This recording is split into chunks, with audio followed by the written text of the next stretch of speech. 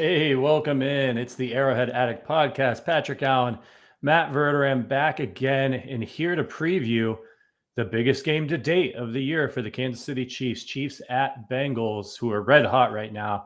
Matt Verderame, man, how was your Christmas? It was good. It was good. Drove back home. Spent the Christmas time with the family, with my parents, and a couple of really close friends. Had a good time. We left the day early because we were worried about the weather. We're like, man, we got to get back before it snows. And Yeah. so normally we would drive with Maisie, my 4-year-old daughter. We'd drive with her overnight. We drove during the day, and we're like, oh, this is going to be interesting. She talks more than I do. She was incredible. She was so good on the trip. We actually stopped at Culver's on the way and got her ice cream because she just deserved it. Nice. Didn't ask for it, nothing. So it was good. It was good, man. Really enjoyed it. Wound down and watched the Chiefs pummel the Steelers. How was yours? It's always good. It was good. It was good. We drove up to the north side to see my wife's family for Christmas, which is almost as far as you driving from Illinois to New York, from the south side to the north side. But no, it was good, man. It was our first Christmas, so that was all the decorating that we did, all that fun stuff. So yeah, happy Christmas. And yeah, anytime the Chiefs are beating the hell out of the Steelers after some of the things they put us through over the years, can't complain too much about that. This is the Arrowhead Addict podcast. Appreciate all of you out there in the chats and so on and so forth. If you're on YouTube, if you could hit that thumbs up button for us, we'd really appreciate it. And always, if you want to head over to iTunes and give us a 5-star review over there, we always appreciate those, and we'll read your reviews here on the show. And if you are new or you haven't heard, we did launch a membership for the Arrowhead Addict podcast. That's really exciting. You get special badges in the YouTube, you get special emojis, and you even get access to a private Discord. Me, Verderame, Matt Connor, Sterling Holmes, we're all in there chatting, talking football all the time. It's a hell of a lot of fun. Not required, obviously, but we appreciate your support. Helps us keep this thing going. And if you want to talk a little football with us, hop in the membership. You just hit the join button on YouTube. All right.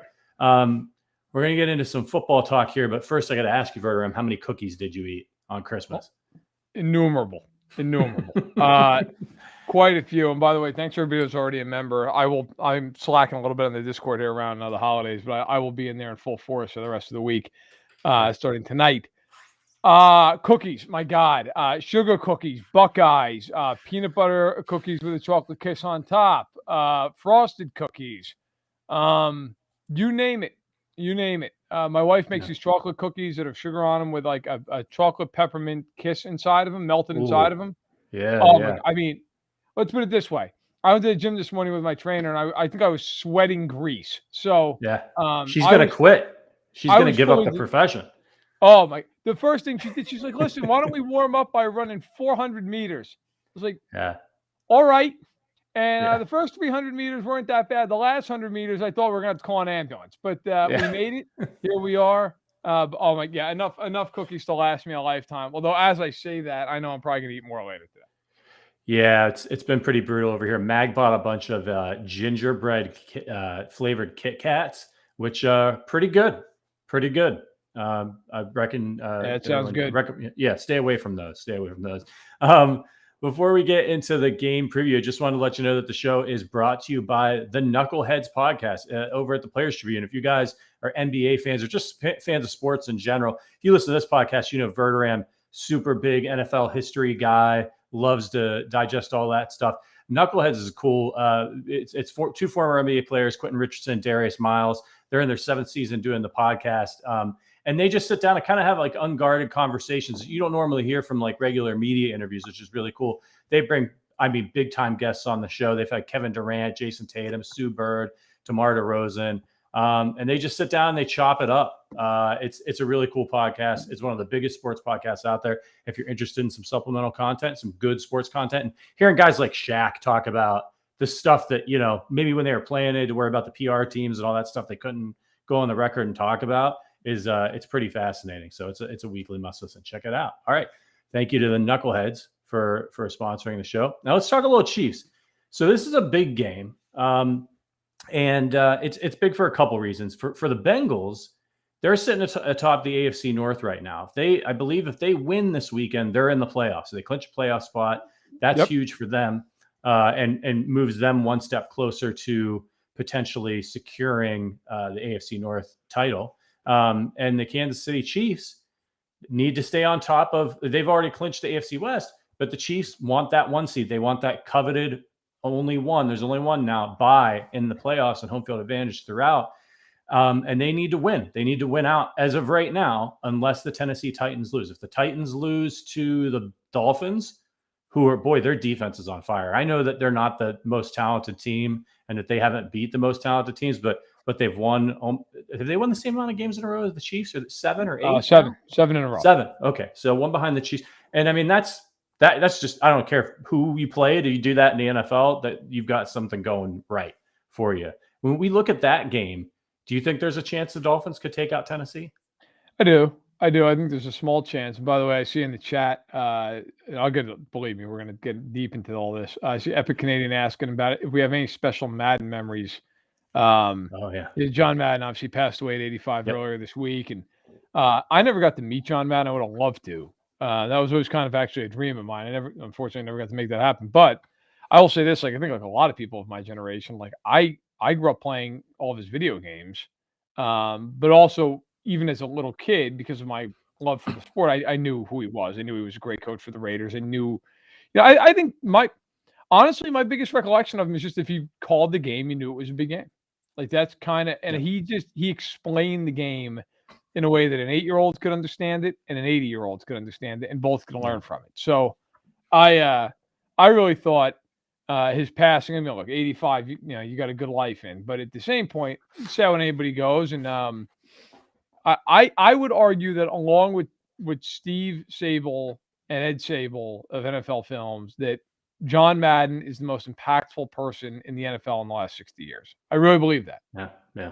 Really in all sports. For me, I'm 38 years old, so not quite old enough to see him coach, but when I was even before I was getting into video games, for me, the best memory that I have of Madden and Summerall is Thanksgiving Day. Thanksgiving is a really big deal at my house. My papa would always have the Fox on, Cowboys games, those types of things. And that was the sort of the soundtrack of that day for me, was Madden and Summerall as a young sports fan. Yep. And so every Thanksgiving, I always think a little bit wistfully about how much I miss hearing those guys call the games, particularly on that day. And I think that's the case for a lot of people. Yeah, for sure. It's just so funny because they were so opposite. Madden never stopped talking, and Summerall's the most understated play-by-play guy of all time. You know, Cunningham, Moss, touchdown, Vikings. That was it. So I had to say though, that he was great, and he'll be missed. As far as the games this weekend, look. First of all, you're right. If the Bengals win, they win the AFC North. First time since 2015. For the Chiefs, as you already laid out, look, the Chiefs won the division. That's not a question anymore. Thanks to the Chargers for losing to the Texans, giving up 41 points in the process. Look, you know what? The Titans, I don't think they'll lose. They're at home. They're the better team. That being said, the Dolphins are very good defensively. And could there be a game where Tannehill throws 2 picks and they lose 16-14? Yeah. I mean, that could happen. I don't think it will, but it could. If the Titans don't lose this weekend, they're not going to lose, because after this, they played Houston last week of the year. Right. And although I don't want to count out the Fighting Texans, I would be surprised. But for Kansas City, I really think this is the game. This is like the Chargers game was, and still to me is, the biggest game of the season. That game won them the division. It set them up. But now, this game, to me, this is for the 1 seed. If you win this game, I get they still have to go to Denver and win that game. I understand that. Denver's cooked. They're not going to make the playoffs. Drew Lock is expected to start this week. I don't want to speculate on a man who's got a concussion in Bridgewater, but if you're Denver, are you really going to trot him out there week 18 if you're completely out of it? I don't think so. So I think there's a really good chance Kansas City sees Drew Lock. And I got to tell you, I'm not a big gambler. I would bet my mortgage the Chiefs aren't losing to Drew Lock. Like that, I mean, unless the Chiefs just wrap it up this week and don't care, there's no way they're losing that game next weekend. No, and they've had a ton of success against Drew Lock. I don't see that changing, especially when Drew Lock's going to be on a team. And, weird things happen this time of year. We see it every year. But I mean, those guys are making their golf plans over in Denver. They're not, going out there with Drew Lock doesn't exactly inspire a lot of confidence. So, yeah, I agree with you. This is the game. And I would say Miami, the one thing that they have going in their favor right now is they're getting after the quarterback. And when you can do that, a guy like Ryan Tannehill, they got a spark because they got some players back, right? They got AJ Brown back and Julio Jones is playing. But if you can get after him and not give those guys time to get in their routes, that's a problem. And that's how Miami's been living and dying. They've been creating turnovers. So it'll be interesting. And I wouldn't have bet any amount of money that the Houston Texans were going to knock off the Los Angeles Chargers. And they did in pretty convincing fashion, by the way. And I'll tell you what, another interesting thing about that Chiefs game that you mentioned, beating the Chargers, there's such a ripple effect. It wasn't just that they won the AFC West, but that because the Chargers then went out and laid an egg against Houston, not only did that secure the West for the Chiefs, but, we've talked about it on this podcast. The Chargers know the Chiefs. They play against them twice a year. They hate them. It's a rivalry. They always play them tough. I don't want to see, if I'm the Chiefs, I don't want to see the Chargers in the playoffs with a good young quarterback, a team that has no way in hell. So now the Chargers are in serious danger of not making the playoffs. In fact, right now they're not in. Is that correct? They're not in right now. The Dolphins, outside looking in. Dolphins are the second. Yeah. So the Dolphins could do a lot for the Chiefs. And just to answer a few chats, Roger, will the Chiefs rest the stars only if they're locked into a 1 seed, and they can't lock in this week unless Tennessee loses and the Chiefs win. And then Brian, real quick, do I think that it would be smart for the Steelers to stay with Rudolph or go to the market? Rudolph stinks. Now they may be stuck with Mason Rudolph for a year, but I would do whatever I could to try to upgrade him. They've needed an upgraded quarterback for 2 years. So look, I think right now, if you're a Chiefs fan, which everybody in here I'm sure is, like, you're hoping like hell the Chiefs win on Sunday, the Titans lose, and then you basically have another week off. They won't have to play a meaningful game for 3 weeks. Yeah. It looks like they're completely healthy. I mean, They've gotten everybody off the COVID list at this point. The thing you hope right now is just you don't end up with more guys on it, right? I mean, that's the main concern. So you got to hope, but it looks like both teams are really healthy. Jermaine Pratt, their linebacker, went on the COVID list for them. Now, they didn't think early in the week Logan Wilson would play. He practiced fully last week. Yesterday. He's a really good linebacker for them. Really nice young player. I got to say, though, and I said this on Sunday after the Steelers win, if the Chiefs play well in this game, they should win. And we're going to get into all that. I respect the Bengals. I really do. I think they're a good team. I think they're well coached. I think offensively they've got as much talent as any team can. Chiefs played all year long. But I don't know. The Bengals can't block. They can't. That is where I think this game turns, quite honestly. They cannot block the Chiefs. They cannot block. And Gonza just brought up their own line is terrible. That's where, if you go watch the game against Baltimore had pressure on him the entire game. And then you'd say, well, he threw for 525. That's because Baltimore can't cover for a second. I mean, they're basically playing the practice squad. Kansas City can cover. And Spagnuolo is going to do things in that game to make him hold the ball for a second and a half, 2 seconds. And I honestly think that might be the game. I really do. But for Kansas City, this is it. If you win this game, you come out of this season remotely healthy, you should be able to win this game and basically go, all right, look, we're good. Denver, again, I get it. And Patrick, you're right. You said it. Weird things happen, man. I remember years ago, the Dolphins beat the Pats in a game where the Dolphins were playing for nothing. Yep. It happens. But I gotta be honest. I would be beyond shocked if the Chiefs are healthy going into Denver and need to win that game and don't win that game. I would be. I'd be floored. Yeah, they're locked in right now. So let's get into the preview. All right. So some key wins for Cincinnati this year. They've got 2 wins against the Ravens. They beat them 41-17 both times, incidentally. A lot of their big time yards and all of that, those big gaudy stats have come against Baltimore. They beat the Raiders, who I know a lot consider that a key win, but as you pointed out, they're 8-5 when they don't play the Chiefs. So they've done some things right this year. The Steelers, they beat the Steelers twice. Key losses, though. Listen to this. And this is what paints the picture of a very inconsistent Cincinnati team. They lost to the Bears. They lost to the Jets. They took the Packers to overtime, but they lost. The Browns, who are also an inconsistent team, walloped them 41-16. The Chargers just a couple weeks ago, 41-22, lost to them. So, not a consistent team this year.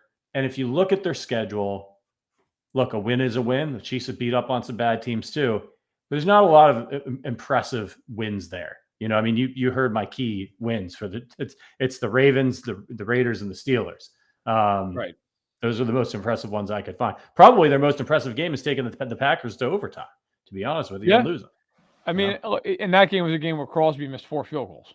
It was just, listen, I've actually seen a lot of the Bengals this year. I always try to watch every game that I possibly can. And I will say this, their weapons are really, really good.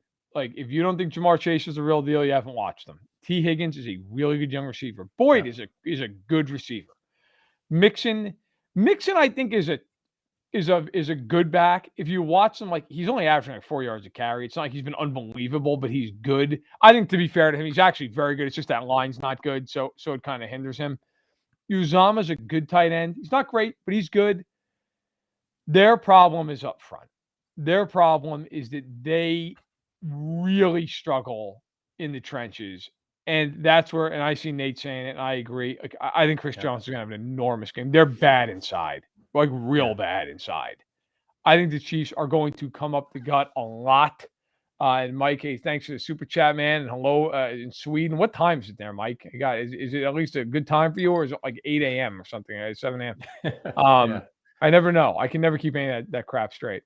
But I think the Bengals, that's where, if I'm making the case for Cincinnati, the case has to start with Burrow's got to be unbelievable, because I think he's going to be under duress this entire game. I think the Chiefs are going to hit him. They're going to pressure him. And if you can't block the Chiefs, you are obviously, I mean, this is not dynamite analysis here, but you're at a massive disadvantage because they can cover and they can pick the ball off. So I think it's a tough spot for Cincy because they're bad up front. And so, we'll see how things play out. But if I'm the Chiefs, that's what I think my calling card is in this game. Yeah, I agree. I feel exactly the same. And that's how you're going to stop a team like this is get after Joe Burrow and don't let him get the ball to those weapons. You mentioned Uzama, the tight end. I think he's good after the catch. I've watched a lot of Bengals this year as well. I really, though, think and I'm not trying to knock the guy, but I think he just benefits from all the wide receiving weapons that the Bengals have. For sure. When you've got, you've got Chase, you've got Higgins, you've got Boyd, and then he often just finds himself uncovered. And with lots of room to move. And so that's something the Chiefs are going to have to watch out for when the Bengals are able to stop their pass rush. They need to tackle. I think that's going to be a big key in this game because of these weapons.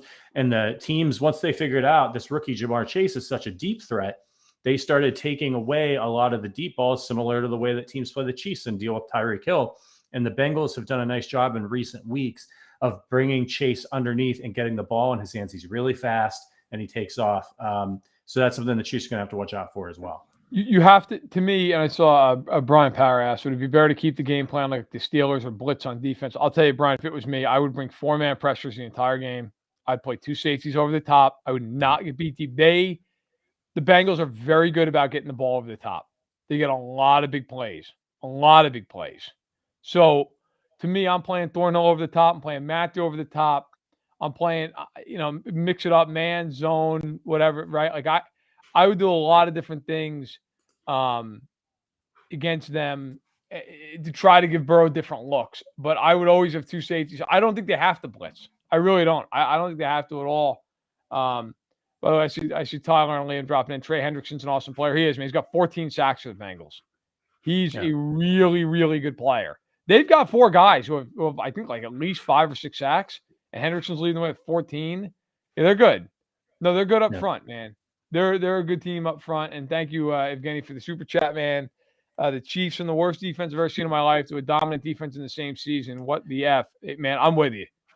I mean, I've said this on the radio probably 100 times. I don't know what the hell is going on. I have no idea how the hell that happened. I wouldn't question it. I mean, we've talked. Obviously, there's a lot of factors, but I'm with you. I can't, and Patrick, I'll ask you this. Like, I've never seen a unit in my life, genuinely, like no hyperbole, go from as bad as that one was to as completely dominant as it is over the span of like, I don't know, a month. It's been unbelievable. It's really incredible. And actually, in my prep for the podcast, I've got a great stat for everybody. So Chiefs defense, weeks 1 through 7, 29 points allowed per game, 404.6 total yards, 48.7% on opposition third down percentage, and 1 takeaway per game. Weeks 8 through 16, 12.9 points per game allowed, 325 yards, 31.3 opposition third down percentage, and 2.6 takeaways per game. This isn't just like, oh, the Chiefs got a few lucky turnovers or they played a couple of bad offenses. This is a long stretch of football, and they're dominating in pretty much they're giving up some yards, but the people aren't scoring. What's crazy, and those are great numbers, but what's crazy about that makes those numbers even crazier is like, how many of those games? Okay, the Raiders games in particular in that stretch, the Broncos games and the Bronco game and the Steelers games. That's 4 of the games. They've been up by massive amounts. And so they've just given up yardage at the end of these games they don't care about. Like I was arguing with someone the other day, an analyst who I actually really like, Michael Salfino, who really does a great job at 538. And he was arguing that the Chiefs have been kind of lucky lately. And I said, look, I disagree based off the fact, they've been so good defensively. And his argument was yards per play, how it really hasn't been, the yards per play over the course of the season, the Chiefs are barely ahead. I think it's like 5.6 to 5.5. My argument was, look, over the course of the year, maybe, but in recent weeks, until these games were complete massacres, and the Chiefs are winning by 20, 30 points, nobody's getting a yard. I mean, that Steelers game, they couldn't get a foot until it was 30-0. The Broncos, they did move the ball. They had that one big 90-yard drive they didn't score on. After that, they moved the ball. This is where I look at the Chiefs.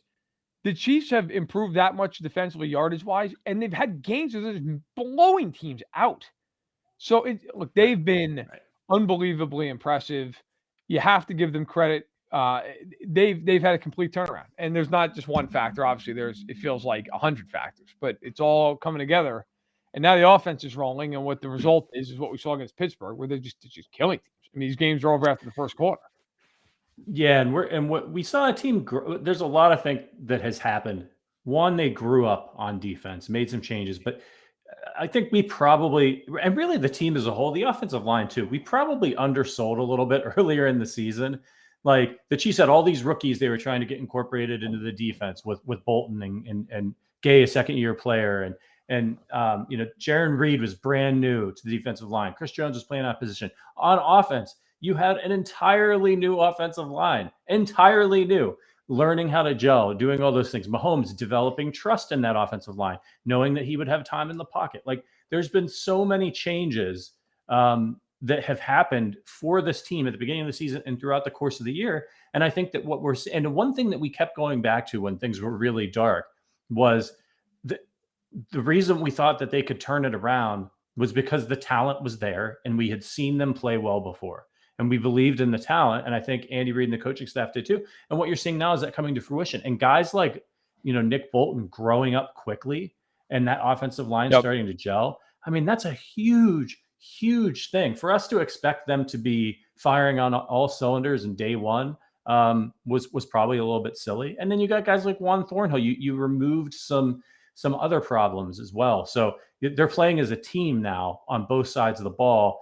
And because of the talent that they do have, and they have more talent than most NFL teams, that's a dangerous combination, man. Hall of Fame coaching, Hall of Fame quarterback, Hall of Fame offensive players, and talent across the board and depth. I mean, I've spent a lot of the year, if you follow my stuff on Fanside, and certainly I don't have to, but if you do, in my power rankings, I've had the Packers number 1. I actually still do, because I don't believe you can drop from number 1 unless you lose. It's kind of a rule I have, like unless there's some weird, like injuries or something. I thought the Packers for most of the year were the best team in football. And I thought the Chiefs and the Bucs were right there behind them. Like any of those three teams to me were the best three, and they could all win the Super Bowl. I have changed my opinion after watching the last couple of weeks. The Chiefs are the best team in football. Again, it's not a biased thing. Hell, anybody who watches me knows that. But the Chiefs are so good defensively right now. I really think if they stay healthy and they just play remotely close to their capabilities, there's nobody beating this team. They're just devastating. This team right now is better than the Super Bowl team. Like, they don't give up anything. And offensively now, look, it took them, what, 2/3 of the year to finally accept, hey, you know what? Like, we can't play the way we used to play offensively because teams will just not allow it. We have to play underneath. And you know what? The last couple of weeks, they've been doing that. They are killing teams. There's no answer for it anymore. And I thought, I was watching the Dan Patrick show the other day, and Steve Young actually brought this up. Of course, Hall of Fame quarterback for the Niners, who said, I think they're scarier now than ever because they now can do everything. They are willing to go underneath. They are willing to cut you up with 12-play drives. But you also know that if they're given the opportunity, they can go over the top. Like they have all the answers to all the questions. That team, they are so dangerous right now. And I tweeted this out, by the way. This is my stat I'll bring if people didn't see me when I tweeted it. You know that Darrell Williams is 6th in the NFL for running backs in receiving yards? I saw you tweet that. It blew my mind. 6th. He's not playing a starter. I laid out the snap counts, like in comparison. There are guys who are 20 yards ahead of him who have 400 more snaps. Like the only receiving backs who have like clearly been better, like any way you want to cut it, better, are Austin Eckler, okay, and Cordarrelle Patterson, who's actually a receiver. That's it. Like Darrell Williams has legitimately become a guy who you're like, okay, you got to count for him. I mean, he might have over 500 yards at the end of the season, and the guy barely played for most of the year. So they really have added so many guys to the mix. And, you know, even Pringle, who we had earlier this year on the pod, has really stepped up. You know, it's really been, speaking of stepping up, the queen. Oh, there she is. Yeah. So, but hey, I'm amazing. So cute. Is almost as unstoppable as Maisie is unstoppably cute. You know that the Chiefs are on pace at 51.7%. They're on pace to become the first team to convert 50% plus of their third down since the 2011 Saints. What do you think of that, Maisie? That's good, Chiefs going to win this weekend? Yeah. Yeah. All right. You go back upstairs. No. All right. No, it's she's hanging out. It's me and Maisie today at the house. So almost, she's the best drop-in cameo that we have on this podcast. Second is Chris Jones. So it's a high praise good for her. Every time I see Chris Jones now, I just think like, oh look, he's a guest star on Arrowhead Addict. Noted Arrowhead Addict podcast guest. Yes, but the Chiefs' offense has been firing on all cylinders. Yeah, no, but I really do think, you know, we talked earlier in the year about the lack of a third weapon. I don't think the Chiefs ever found that like clear and obvious, oh, he's the third guy, right? Like Watkins was supposed to be, and at times was when he was in KC. But they found Pringle, who's really found a niche in that offense. And it's clear Mahomes trusts him. I thought it was interesting against Pittsburgh. Yeah. We actually didn't talk about this. When early in the game, he threw a ball to Pringle, and Pringle dropped the ball. The next play, he threw it right at him again. Like, I thought that was Mahomes' way of being like, no, I believe in you. I'm coming back to you. That's big for a young guy who really is trying to earn his way. You know, Hardman, for all the crap he gets, look, he's going to have over 600 yards receiving. Like, he's still a weapon. You still have to account for him. Darrell Williams has become a guy. And by the way, now they have like this weird group at running back. And I say weird in a good way, where like they have three guys who at any given time can have a good game. Like, whether it's Gore or it's Clyde Edwards-Helaire. And I get it, like Edwards-Helaire compared to his draft stock, look, he's not been the guy they were hoping. But at the same point, like, I think he's playing some of his best ball right now. I was happy to hear that his shoulder's all right. You know, maybe he misses this game, but he doesn't appear like he's going to miss a lot of time. And then Gore, like, this kid's come out of nowhere, and it's somebody that, like, when he gets the ball, you feel good about it. So it's been a great development for the Chiefs. They haven't found that third weapon, but they've found a lot of guys who they can put in there who can make a play.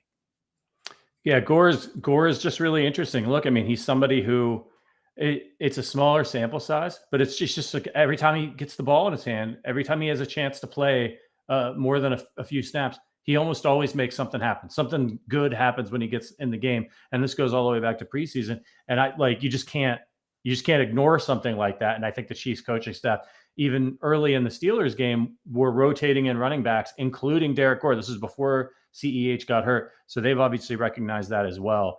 Now, when we talk about this game in particular, do you know that the last time that the Kansas City Chiefs won in Cincinnati, the Bengals have won 5 straight home games against the Chiefs. Last loss to Kansas City was in week 2, 1984.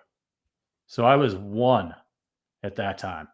So that was a long, long time ago that the Chiefs have won in Cincinnati. That's crazy. Isn't that nuts? That's a wild stat. I mean, God, as far as born, really? Yeah. That shocks me. The Bengals are garbage for like an entire 30-year stretch. Yeah. You know what? The game I remember most in Cincinnati was that game. It was 03. The Chiefs were undefeated, and they went up and at the time, Chad Johnson was like, "We're gonna beat them. We're gonna win the game." And I remember being like, "Yeah, okay, yeah, right." And they did. And I was like, "Oh, okay," but this is a big opportunity for both teams. Like let's be honest. This is a game where the Bengals are trying to clinch a division, right? Like this game is a big deal. If they don't win this game, there's a real good chance they're playing for their lives week 18, where they either are in or they're out. So a huge game for them. But for Kansas City, look, I don't want to say it's as important for the Bengals are trying to get in the playoffs. The Chiefs are already in, they've won the division. But I will say, like, this is a huge game for the Chiefs. If you win this game, A, you might wrap up the 1 seed. B, you've got a great shot. I think over like you plug in the numbers of 538, they're like a 91% shot to win in Denver. They would have every opportunity in the world to be the one. And look, in today's day and age, like if this was a couple years ago, I don't know that we'd even care. But well, if they're the 2, they're going to buy still, and they're still at home, and okay. And you get a 1 seed, it is so big, especially in the AFC where all these teams are good, right? Like there's not like some 7 and 8 teams going to get out there in the NFC. So you start looking at it, and it's like this is a big deal. Like they could get a bye, and all these teams are going to knock each other out over the first round of the playoffs. Yeah. Mike in Sweden says, "Wow, Patrick, you are so young. I graduated in high school in 81. Mike, that is the nicest thing anybody has said to me since we've been doing this podcast. God bless you, sir. Yes, you're right. I am extremely young, not as young as Maisie over here, but anytime you're getting into that area where you're starting to push 40 and someone says you're young, not a bad thing to hear. So we have a little bit of a kind of a, what's that phrase? The unstoppable force versus an immovable object in this game, in that you have 2 really good offenses. This Bengals offense is averaging 27.3 points per game this season. That's the most since 1988 when they went to the Super Bowl with Boomer Esiason and he won the MVP. That's a stat for you. So their offense has been great. We know the Chiefs defense is playing great. We know that the Chiefs offense has been great. Cincinnati is 4th in the NFL in rushing yards allowed at 92.1. The Chiefs don't love to run the football. We already know that. Is this a game, Verderame, where it's just going to be an unholy shootout the entire time?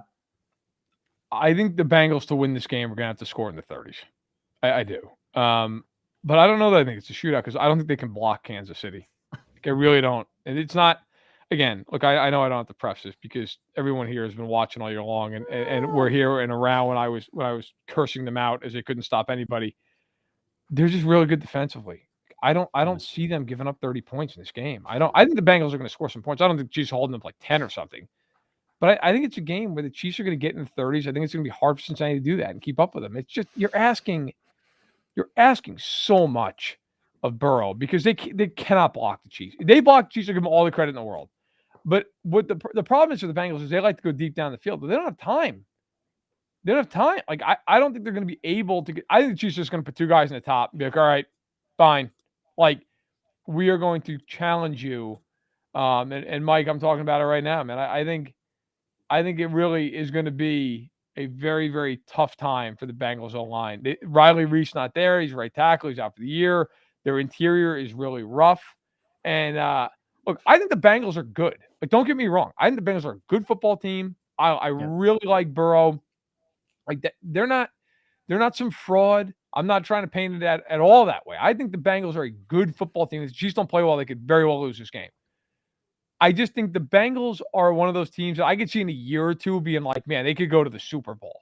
Right now, I'm more in the camp of like, they're good. I think they're a worthy playoff team. They could win a playoff game, but I don't think they're on the level of Kansas City. I don't think they're on the level of Buffalo or even Tennessee.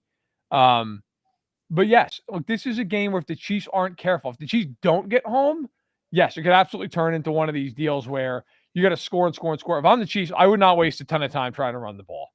I'd spread them out. I think their weakness on defense is the back seven, specifically their corners. The safeties are good. Jesse Bates and Von Bell are good.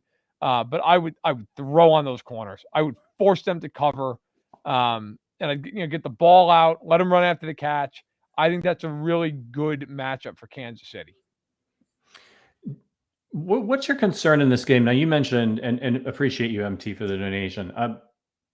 What's your point in this game with Joe Mixon? He's a second in the NFL, I believe, in rushing yards, and they like to go to him. Now, you mentioned you'd like to see the Chiefs keep some safeties back to protect against some of these dynamic weapons that Cincinnati has on the offensive side of the ball. By the way, they've done a really good job putting together this offense. Hats off to the Bengals.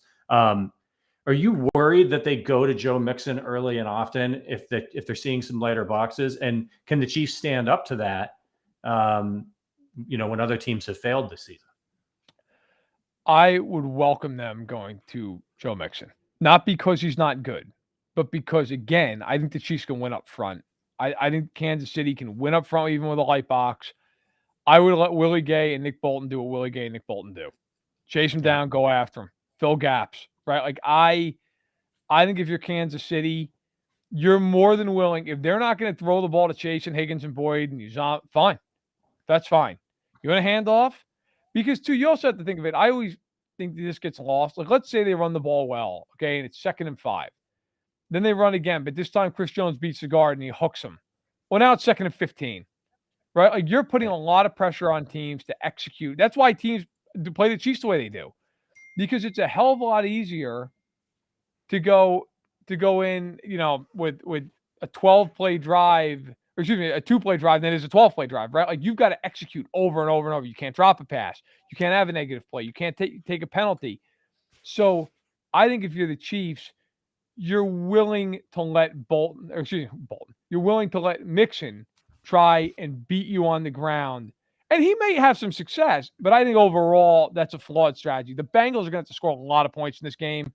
And I think the Chiefs will get enough negative plays with their rush and getting through their line that eventually you do that enough, you'll get in a 2nd and 12, you'll get in a 3rd and 7.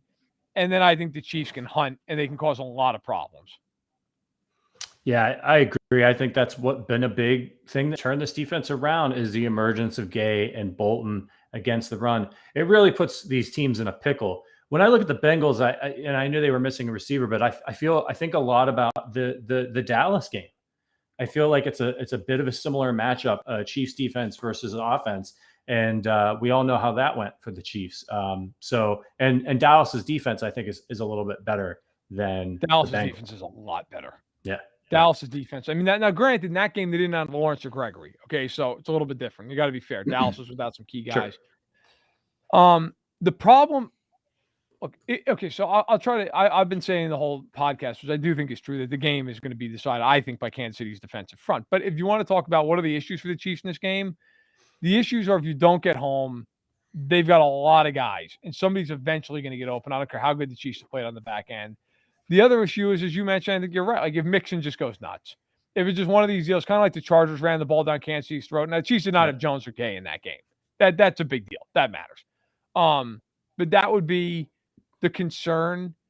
The Chiefs are just they're built in a very different way. Like, how many teams have 3 corners where you feel like legitimately as a Chiefs fan, you can put them against anybody in man, you're fine. And it's weird because I don't think nationally anybody would think of Rashad Fenton, Charvarius Ward, and L'Jarius Sneed in that regard. Like, you wouldn't go, oh, wow, that's an amazing trio. But if you watch them every week, you're like, man, nobody gets open. Like, nobody gets open. And I think, Ward completely shut CeeDee Lamb out first half of that game. Like, couldn't do anything. Could not get a yard. And I think that's where the Chiefs have an advantage that a lot of teams don't. The Chiefs this year, I believe, I should double check this, have given up the fewest yards to receivers in the NFL. And I know over Spagnuolo's tenure for sure that they've given up the fewest yards to receivers. Doesn't bode well if you're the Bengals. The Chiefs do a lot of things to take receivers out of the game, and it starts with having very good corner play. I think it's going to be very difficult for the Bengals. I just think it's a bad matchup. The Chargers always scare me more because they can throw to the back.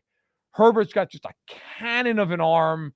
They've got and defensively, they're not good, but they've got some star players that can change the game. Derwin James, Joey Bosa, Samuel at times. I don't think the Bengals are quite there. Hendrickson is probably the one guy I would say he can do that. But other than him, I like Logan Wilson a lot. I think he's a really underrated player. Jesse Bates, but they're not of that caliber where you're like, oh, they could change the entire football game on a given play. I just think it's a bad matchup for Cincinnati, even though I think the Bengals are very talented and have a shot in this game. But I think the Chiefs are going to have to play down a little bit from where they've been to lose. Yeah, and while Cincy's done a pretty good job with points, they're 13th in the NFL in points allowed on defense. The only teams that have given up more passing yards per game than Cincinnati are the football team, the Seahawks, and the Ravens, who the Bengals have done a good job feasting on. Which I don't want to think about who they've played, and that's true. Yeah, they've played the Ravens twice, who can't throw the ball. The Steelers twice, who can't throw the ball. The Browns, who don't throw the ball. The Lions and the Bears, who are atrocious offensively. Yeah. Minnesota, who's hit and miss. The Packers, okay, fine.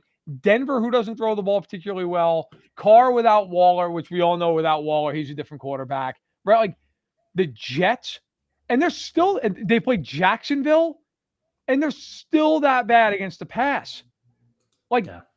The Chiefs, listen, again, I think the Bengals are a quality team. I do.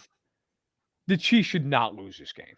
They should not lose this game. And I've seen a couple people mention, in the national media, there's the one NFL Network graphic where they're picking Burrow in the tail of the tape. I mean, look, I swear to God, we live in the information age. We're getting dumber by the second in all facets of life. Okay, that's what happens when you've got NFL Network talking 24/7 because they got to fill the air with something. Somebody's got to have a take. ESPN, somebody's got to have a take that Mahomes is broken and that the Bengals have better weapons, right? It's the same reason we live in this dystopian nightmare with politics where everybody has 24-hour takes and we end up with some take that just breaks your brain. Football is no different. The Bengals are really talented and they have a lot of good weapons. And you could argue the Bengals have a deeper group of weapons. But if you lined all those weapons up on the field and said, who are your top two picks? They both play on Kansas City. Yep. Let's just be real. Absolutely. The Bengals would tell you that. If you said to the Bengals, if you said, hey, Zach Taylor, you get Mahomes or Burrow for the next 10 years, who do you want? You'd be like, Joe, I'm sorry, but let's be serious. Okay? It's like how Herbert was all of a sudden better than Mahomes, and then Mahomes beat him, and it was like, well, I don't know. And then Herbert, look, I think Herbert's great. I really do. I think Herbert has a chance to be a Hall of Fame level player. The chances that Mahomes would lose to the Texans in a must-win game is 0. I don't care if I'm a wide receiver on the team in that game.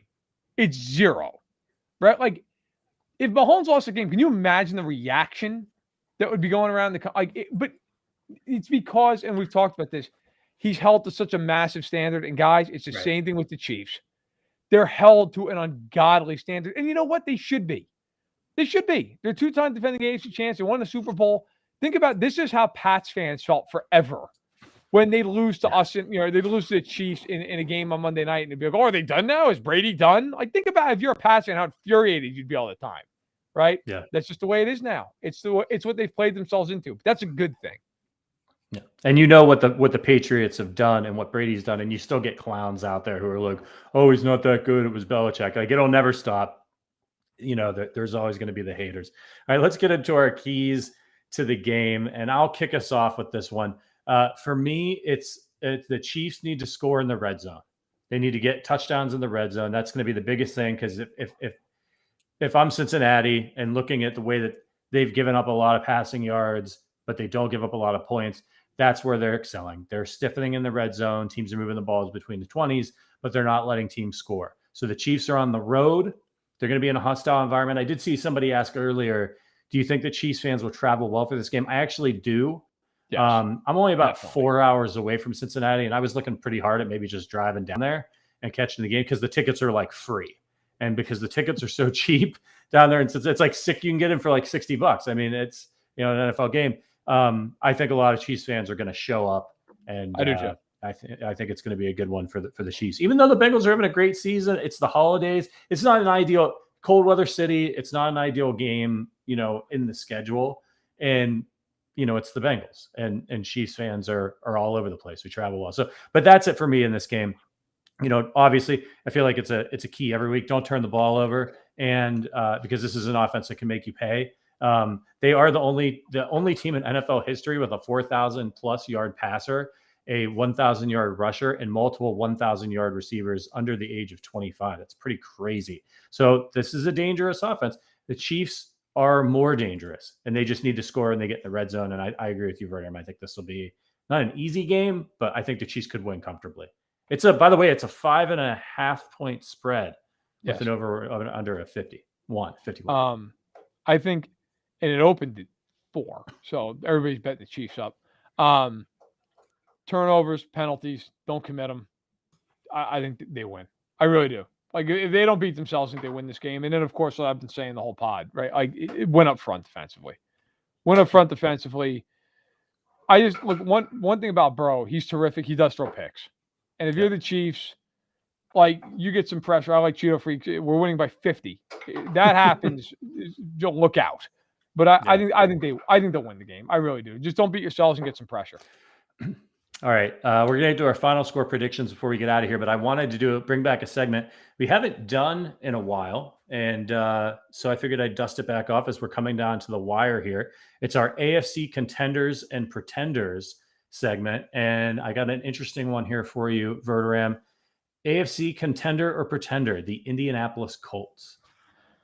Contender in terms, I think they can win a playoff game. They're not going to the Super Bowl. If I have to listen to one more person tell me the most dangerous team in the AFC, my head's going to explode. I think I actually might jump off my roof. It's that time of year. Nobody wants to play them. I mean about society getting dumber. Come on, man. I mean, you really think, like, if I'm wrong, all the credit in the world to them. I like the Colts. I think they're well coached. Taylor's a beast. Defensively, they have some talent. Offensive line's great. They have no weapons on the outside, and their quarterback stinks. Like, what happens? And I've been talking about this for 2 months with New England. What happens when they get into a game where Mac Jones has to do something? Then what? Well, you saw it on Sunday. That's what. 14-31 with 2 picks is what. Okay. What happens if the Colts come to Arrowhead and they're down 24-10 in the third quarter? Then what? Is Jonathan Taylor throwing the ball too? All that. Like, you've got to be able to win multiple ways in the NFL in the playoffs. You have to. And by the way, if you're a Chiefs fan of a certain age, you know that. Okay? Because we all went through it for years and years and years with Alex Smith, where it was like, yeah, he's good until he's got to win the game, and then it's over. No, I think the Colts I think they can win a playoff game. I wouldn't go any further than that.